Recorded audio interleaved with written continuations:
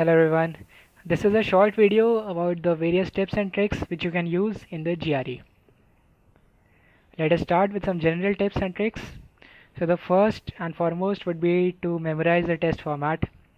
Memorize what the different sections are, how long they are. This will help you save time and also cut down on the confusion which you possibly might encounter in the exam. Since the questions in the GRE don't have any specific order, you can go through them all at once and just select and do the easy questions first. This would help you get the easy points. Also, GRE does not have a guessing penalty, so I would strongly recommend you to answer every question, even if you're not confident about the answer. Also, you can use the process of elimination to increase your odds of guessing correctly. If you have 4 options and you are able to eliminate 3 options, you will only be left with an option which you can simply select. Also, you should read the questions very carefully. For example, the question might ask you to give your answer in inches, but you mistakenly might have written the answer in centimeters or foot. Thus, reading the questions carefully would help you avoid silly mistakes. Stay on pace. Please stay on pace during the exam. The verbal section will approximately give you 1.5 minutes per question, and quantitative section will give you 1 minute and 35 seconds per question.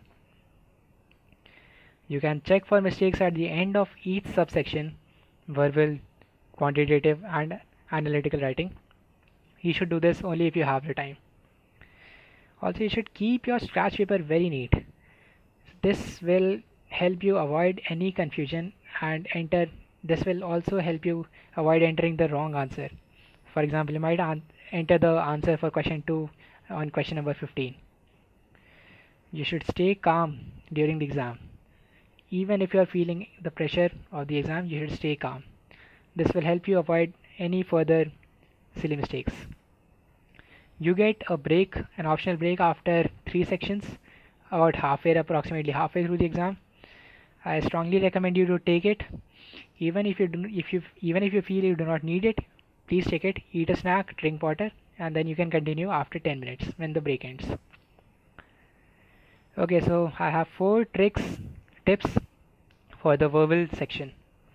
The first is to consider the word valency. A word can either be positive or negative. For example, notoriety and eminence both mean fame. However, notoriety has a negative connotation while eminence has a positive connotation. This will help you during the sentence equivalence questions. You can also eliminate outlier choices. Thus, like I said before in the general tips, if you eliminate 3 options out of the total 4, you are only left with an option which you can select. You can find evidence in the passage, in the reading comprehension passages, to support your answer. This will also indirectly help you eliminate options. So for example, you can eliminate 2 options from the given 5 options because they didn't have any evidence in the passage. Also, lastly, in the reading comprehension, it's not necessary to go deep into the passage, not learn every detail of the passage. This will help you save time. Talking about the quantitative reasoning section, for example, you might not be able to get an answer to a question. You can simply plug in the options, plug in the numbers, and this will simplify the question and make the variables easier because they won't be in as complex an expression anymore. You have to make sure that your answers are presented in the correct format. So like I talked about in the general tips and tricks section, if the question required you to give the answer in the feet and you gave it in inches, it will be wrong even if you meant the same thing. You should estimate the answer when you can. This will help you save a lot of time.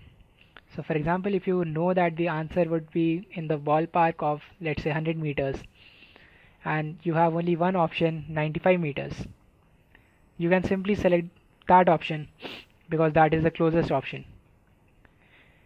You should only focus on the information you need. This will really help you in the data interpretation question type, because in that you'll be bombarded with a lot of information, most of which you won't need. Also, if you are stuck in a question which you can't make sense of, you can draw diagrams. This will help you visualize the situation and make the question clearer.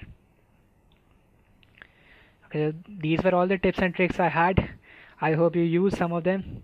Best of luck for your exam.